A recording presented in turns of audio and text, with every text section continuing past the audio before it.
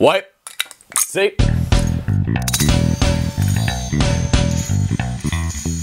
J'ai officiellement mes G. Yes! J'attends ce moment depuis que j'ai 12 ans. Depuis que je veux aller chez mes amis, mais je dois demander à mes parents pour une ride. Mais là, ils peuvent dire non. Quand t'as tes G, t'es libre. Mais je crois que c'est important de se souvenir de tout ce qu'on a dû endurer pour venir jusqu'ici. Première étape, pogner ses G1. Ça, tu le fais à ta fête de 16 ans. C'est un test écrit. 20 questions. 20 questions qui décident si t'es assez fonctionnel pour qu'on te fasse confiance avec une bombe sur 4 roues. Mais inquiète-toi pas, c'est des questions pas mal simples. Il y a des dessins. Puis si tu le passes pas, tu peux le refaire la même journée. Je suis content que les critères pour l'obtention d'un permis temporaire sont moins stricts que pour un cours de géographie 9e année. Bravo, gouvernement de l'Ontario. Quand tu l'as, tes parents vont te laisser conduire jusqu'à la maison. Puis là, la seconde que t'es rendu, ils vont t'inscrire à des cours pour plus jamais que t'aies besoin de conduire avec eux. Deuxième étape, les cours.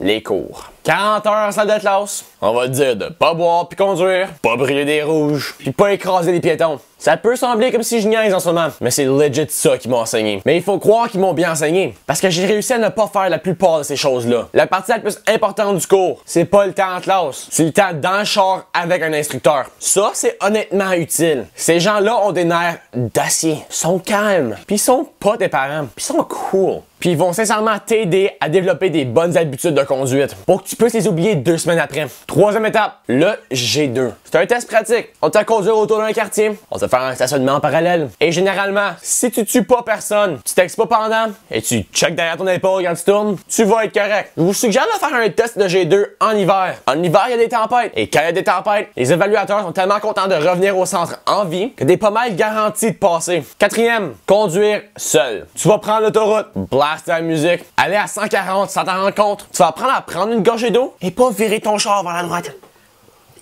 Puis tu vas réaliser que père f***ing son met ses mains à 10 puis 2. Puis tu vas apprendre à faire revenir un volant en place sans le toucher. Puis tu vas te rendre compte que dès que t'as un G2, t'as beaucoup plus d'amis soudainement. Surtout des amis avec des G1. Et cinquième, ton G. Même test que le G2, sauf que tu vas sur l'autoroute. Tu le passes, t'es set for life. T'as plus jamais besoin de passer un test de conduite jusqu'à ce que tu pognes des cataractes puis t'oublies le nom des acteurs dans les films. Et finalement, la 6e étape, payer un char. Les assurances, le gaz, les plaques. Puis te rendre compte, des fois c'est juste mieux de bomber une ride avec les autres. By the way, apprends à chauffer manuel. Plusieurs raisons. C'est moins cher à l'achat. Tu sauves sur le gaz. C'est plus le fun. Puis ça veut dire que tu peux conduire n'importe quel char, anytime. Et t'as juste l'air vraiment plus cool. Sauf quand tu stalls. Là, t'as l'air d'un imbécile.